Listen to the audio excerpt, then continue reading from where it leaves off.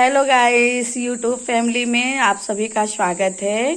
मैं आप लोग को आज सुना रही हूँ गाली। कैसा लगा कमेंट में जरूर बताइएगा।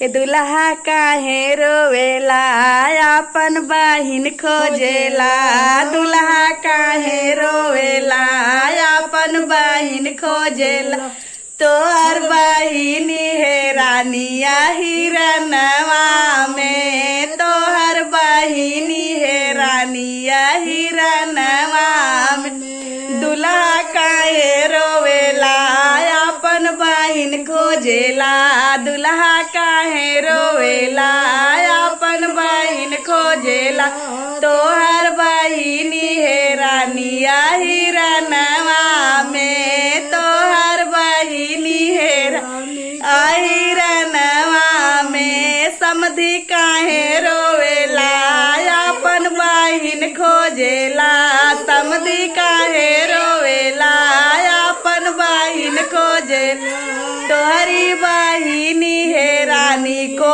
हरनवा में, तोहर बहिनी है रानी को हरनवा में।